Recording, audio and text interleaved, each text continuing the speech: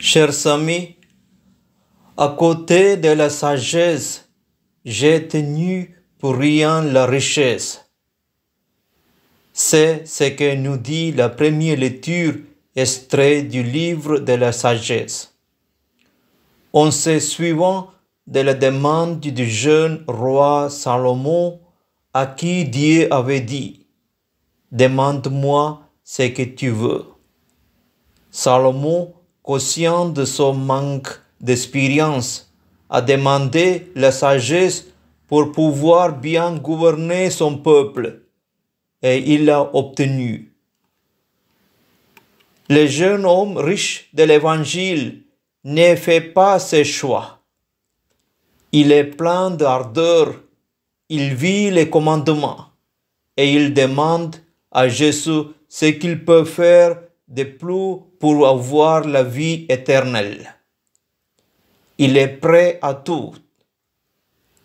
Enfin, presque à la réponse de Jésus, « Vends tout ce que tu as et suis-moi ». Il se détourne. Comme il est difficile à ceux qui possèdent des richesses d'entrer dans le royaume de Dieu, dit alors Jésus. Pourtant, à Zachée, le publicain de l'Évangile, Jésus ne demande pas de tout donner. Il se contente de ce que Zachée se déclare prêt à donner, la moitié de ses biens pour les pauvres, et rendre le quadruple à ceux à qui il a pu faire du tort. Matthieu, le publicain, lui lâche tout pour suivre Jésus. Plus près de nous, un certain François d'Assise, à lui aussi, renonce à toutes ses richesses pour suivre l'appel que Dieu lui adressait. Et sans doute qu'aujourd'hui, on pourrait trouver des riches qui ont renoncé à leurs richesses ou d'autres qui les mettent au service des plus pauvres sans pour autant tout donner. Heureux les pauvres, nous disent les béatitudes. En tout cas, celle de Luc le dit ainsi, il s'agit bien de la pauvreté matérielle. La version de Matthieu introduit une nuance. Heureux les pauvres de cœur. Matthieu semble bien indulgent envers les riches, lui qui a fait le choix de renoncer aux richesses.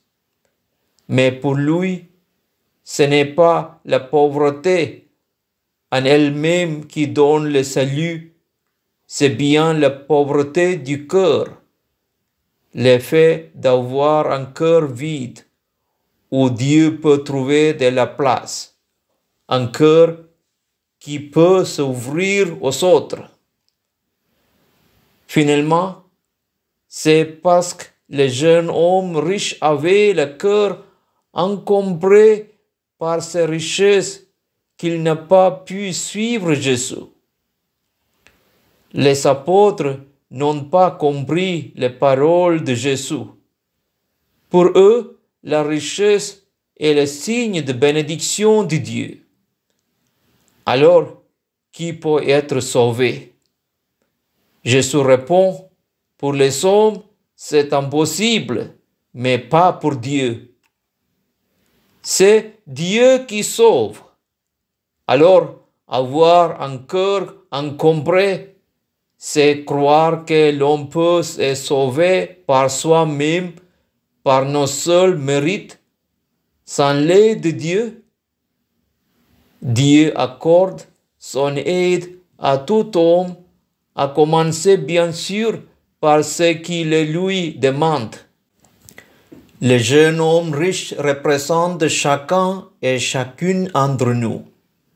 Dans nos vies, il se présente plusieurs situations où, comme le jeune homme riche, le Seigneur nous lance un appel. Il les regarda et il l'aima. Cette phrase, avec raison, a été retenue parce que Jésus ressuscité continue de regarder et d'aimer ceux et celles qui s'approchent de lui. Laissons à nous toutes les places pour accueillir Dieu et à répondre à son appel. Gloire au Père et au Fils et au Saint-Esprit, comme il était au commencement, maintenant et toujours, pour les siècles des siècles. Amen.